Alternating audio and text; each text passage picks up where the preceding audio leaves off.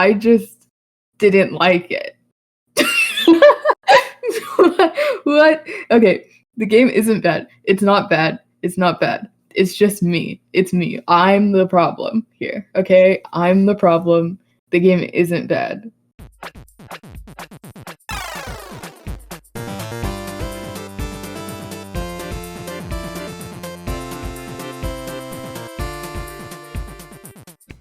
Hi, welcome to the podcast. I'm Joycelyn, your player one, and today, Indie House, we've got Saving Christmas by Wonuf Games Stories. It is obviously a story game, and I guess it's also an adventure game. The premise is Christmas is in trouble. Help Santa in his mission to save Christmas. There's no content warnings. And the game is free, available on Roblox, wherever you can play Roblox, really. I mean, I know for sure you can play this Roblox game on mobile, so that's a plus. And it took me 30 minutes to play. 5 of those 30 minutes were spent trying to get into the game, but I'll get into that later. The game overall is very easy. It's not a hard game at all. The gameplay is easy. The story is simple. Everything about it is easy, really. But you can't start playing the game until you have multiple people queued up to play the game. So, in my case, I was sitting in the queue space, and it was 1 out of 8, and it had a timer, like a countdown, and it wouldn't start the game. The countdown would go to 0, and then it didn't start, and then it would start over, and it wouldn't start the game until there were multiple people in that specific queue. And there's 2 different queues, so some of the time there were people in the other queue and they were just not on my side of the queue, and it would start for them, but it didn't start for me. Or sometimes I was the only one on the server because it had just started, and I couldn't do anything about that. So it took me about 5 minutes to actually get in the game, which was kind of annoying because I was just sitting there for 5 of the 30 minutes. And I mean, it's a Roblox game, so the visuals, they're Roblox visuals, it's default Roblox houses and default Roblox stuff. There is technically UI. There's a button, one singular button. If you press E, it interacts with things, and it shows up on the screen for you to press E wherever you are. And there's also a little trail that you can follow, and then there's also exclamation points and sparkles over things that are important. I mean, there's reindeers in the game. I wouldn't really consider that special visuals or anything for Roblox standards, because you can get default reindeers. I don't know if these reindeers were the default ones, but they seemed pretty simple. I'll just say that.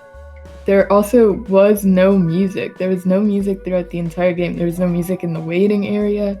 There was no music in the actual game. The only sounds that were there were the sound effects of other people walking around. And I'll get into that too later. The other people, very interesting. The story was very, very basic. I mean, it's pretty much the story of every single Christmas movie when Santa disappears, or Santa is tired, or Santa can't do his job, and then you have to do it for him. That's pretty much the same story. It's pretty overdone in my opinion.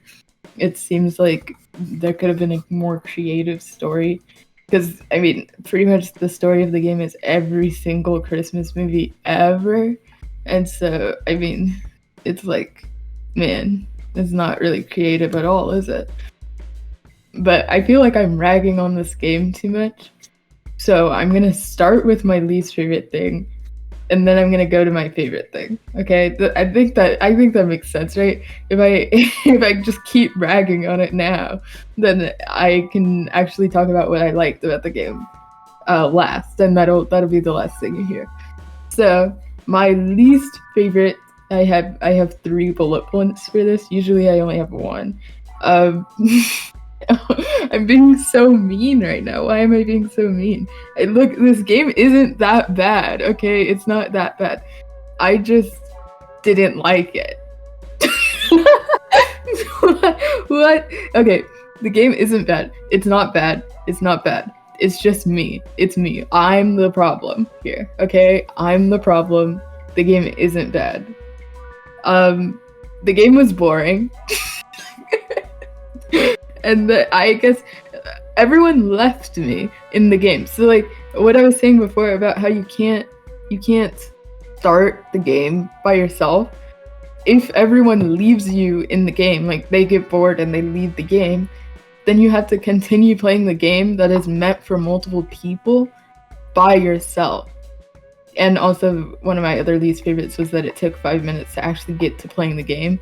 But like, still, like, I feel like this game could have just been single player with the option of multiplayer or something like that. Because I thought it was cool, the dialogue and stuff, how it was using the actual people that were in the game. But by the time I got to the end of the game, I was the only one left, so it was only me. And I was still talking like there were multiple people with me, even though it was only me. But I mean, that was it. I mean, so my favorite part was that the game honestly was kind of funny to play because it was, I don't want to say because it was bad. It was just funny. I thought it was funny.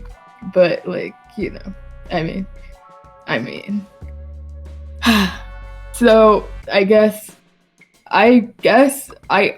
mean, I honestly don't really recommend this game, but I think I just had a bad experience playing it. So I guess I can recommend it to people who have like a group of people that they want to play this game with.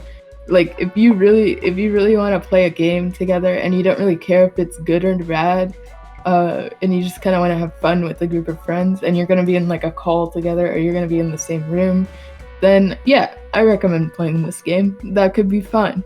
But like if you're going to play it alone and try and queue with other people that you don't know, then I recommend just skipping this game. Like I just it was boring and everyone left, and it was just hard to play on my own, and it was just not fun anymore. Like the last 10 minutes of me playing this game was by myself, and it was kind of annoying, honestly. For the final rating of Saving Christmas by Wonuf Games Studios, I give it a 4 out of 10 tokens. Thank you guys for joining me on this episode of Indie House. Be sure to rate the episode and let me know your thoughts. I've got a Discord server called Indie House Official, which would be a great place to give your feedback and talk to me, my collaborators, or other listeners of the show. If you have any indie game suggestions, please feel free to comment below or hit me up at indiehouse_pod on Twitter or Instagram using the hashtag IndieHouseGaming. And if you would like to support the podcast and get some cool extra content, you can find the Patreon in the card. Catch us next week on YouTube, Spotify, Apple Podcasts, and Google Podcasts. See y'all on the next level. Bye!